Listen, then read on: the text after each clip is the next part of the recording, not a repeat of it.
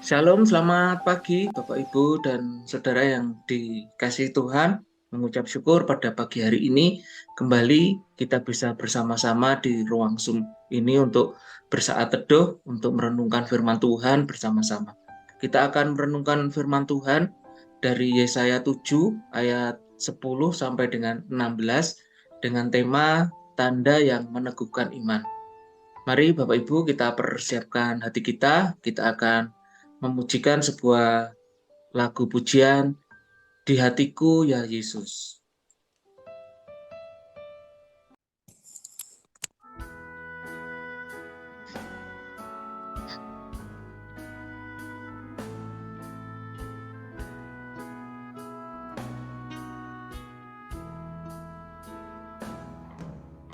Di hatiku ya Yesus, Tuhan bersabdalah,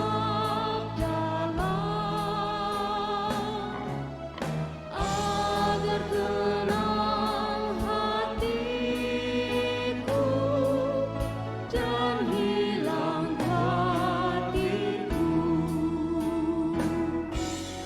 Di hatiku, ya di hatiku, Tuhan bersabdalah, ku berserah, pasrah penuh, bersabdalah ya Tuhan.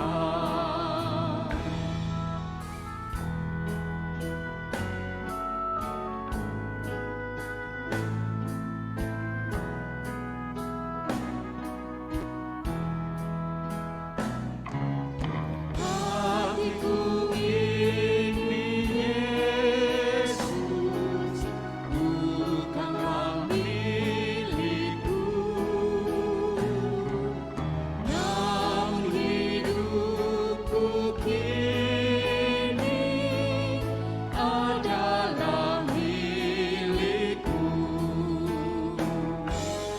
Di hatiku, ya di hatiku, Tuhan bersabdalah,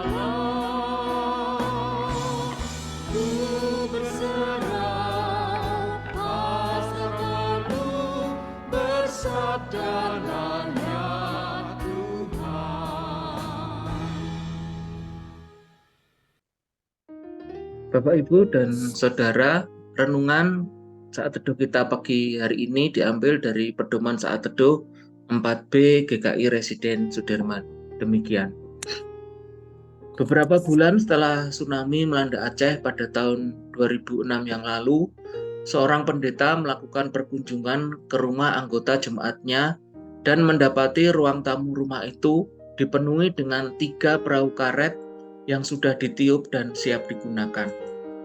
Dengan perasaan heran bercampur penasaran, pendeta itu bertanya kepada tuan rumah, "Apakah Bapak dan Ibu berjualan perahu karet?"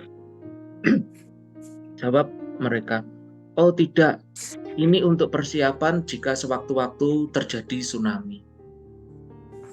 Rupanya tsunami yang terjadi di Aceh itu telah menimbulkan ketakutan yang berlebihan pada keluarga ini.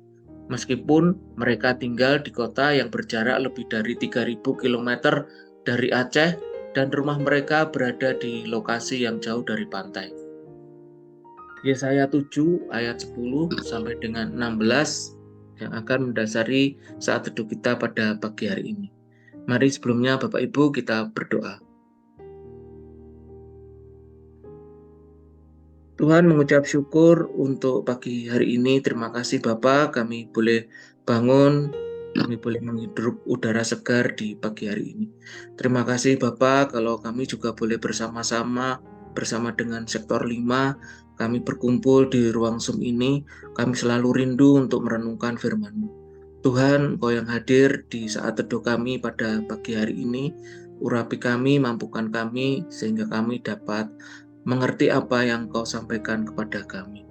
Terima kasih Bapa, biarlah firman-Mu selalu menuntun dan membimbing menjadi pedoman di dalam setiap langkah kehidupan kami. Terima kasih Bapa, Di dalam nama Yesus kami berdoa. Amin. Pembacaan firman Tuhan hari ini dari Yesaya pasal 7 ayat 10 sampai dengan 16. Pemberitaan mengenai Immanuel. Tuhan melanjutkan firman-Nya kepada Ahaz, katanya, mintalah suatu tanda dari Tuhan Allahmu, biarlah itu sesuatu dari dunia orang mati yang paling bawah, atau sesuatu dari tempat tertinggi yang di atas. Tetapi Ahaz menjawab, aku tidak mau meminta, aku tidak mau mencobai Tuhan. Lalu berkatalah Nabi Yesaya, baiklah, dengarkan, hai keluarga Daud, belum cukuplah kamu melelahkan orang sehingga kamu melelahkan Allahku juga. Sebab itu Tuhan sendirilah yang akan memberikan kepadamu suatu pertanda. Sesungguhnya seorang perempuan muda mengandung dan akan melahirkan seorang anak laki-laki, dan ia akan menamakan dia Immanuel. Ia akan makan dadi dan madu sampai ia tahu menolak yang jahat dan memilih yang baik. Sebab sebelum anak itu tahu menolak yang jahat dan memilih yang baik, maka negeri yang kedua rajanya engkau takuti akan ditinggalkan kosong. Demikian firman Tuhan. Terima kasih Bu Yohana untuk pembacaan firman Tuhan. Bapak Ibu Saudara yang terkasih, dalam perikop sebelumnya, Yesaya telah memperingatkan Ahaz bahwa ancaman dari Raja Aram dan Raja Israel hanya dapat dihadapi dengan iman yang teguh. Dalam perikop bacaan hari ini, Tuhan memberi kesempatan kepada Ahaz untuk meminta sebuah tanda. Tanda itu dapat menjadi bukti bahwa apa yang dinubuatkan oleh Yesaya memang berasal dari Tuhan. Namun, Ahaz menolak untuk meminta tanda dengan dalih tidak mau mencobai Tuhan. Jawaban Ahaz terdengar saleh dan bijaksana. Tetapi, jawaban itu juga menunjukkan bahwa Ahaz memang tidak ingin mempercayai Yesaya. Itulah sebabnya Yesaya mengatakan bahwa Ahaz telah melelahkan Yesaya atau mempersulit tugasnya sebagai nabi, dan juga Allah yang mengutusnya. Meskipun Ahaz menolak untuk meminta sebuah tanda, Tuhan tetap akan memberinya satu tanda, yaitu kelahiran seorang anak laki-laki yang bernama Immanuel. Kelahiran Immanuel ini akan menjadi tanda yang unik, karena yang pertama, ia akan lahir dari seorang perempuan muda. Yang kedua, ia akan lahir dan bertumbuh pada masa yang sulit, makan dadi dan madu. Yang ketiga, sebelum anak mampu membedakan yang jahat dan yang baik, yaitu sebelum ia meninggalkan masa kanak-kanaknya, kerajaan Aram dan Israel akan hancur. Dan yang keempat, anak itu diberi nama Immanuel untuk menyatakan kesetiaan Allah yang selalu menyertai mereka. Kelahiran anak Immanuel menjadi tanda yang menegaskan bahwa semua hal yang akan terjadi sepenuhnya berada dalam pengandalian Tuhan yang Maha Berdaulat dan yang Maha Tahu, dan yang juga setia menyertai umatnya. Penegasan ini merupakan teguran atas ketidakpercayaan Ahaz kepada Tuhan. Bapak, Ibu, dan Saudara, ada banyak hal buruk yang tidak terjadi dan tidak selalu bisa kita hindari di dalam kehidupan ini.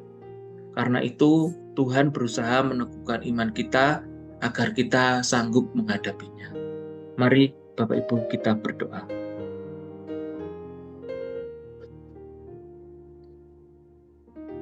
Tuhan, seringkali kami merasa masih memiliki rasa kekhawatiran yang berlebihan di dalam kehidupan kami, sehingga kami tidak dapat melihat dan merasakan kehadiran-Mu dalam kehidupan kami. Tuhan, mampukanlah kami untuk melihat tanda-tanda kehadiran-Mu di dalam setiap langkah kehidupan kami, Tuhan. Tuhan, kami ingin selalu Engkau yang akan membimbing, Engkau yang akan menyertai kehidupan kami. Terima kasih Tuhan, kami mau serahkan seluruh kehidupan kami hanya di dalam tangan kasih-Mu. Dalam nama Yesus kami berdoa. Amin. Bapak, Ibu, dan Saudara, mari kita akan mengingat salah satu peristiwa di dalam hidup kita di mana Tuhan menyatakan kehadirannya dan akan menceritakan peristiwa itu kepada seseorang yang akan kita temui dalam minggu ini. Terima kasih untuk saat teduh kita pada pagi hari ini. Tuhan Yesus memberkati kita semua. Amin.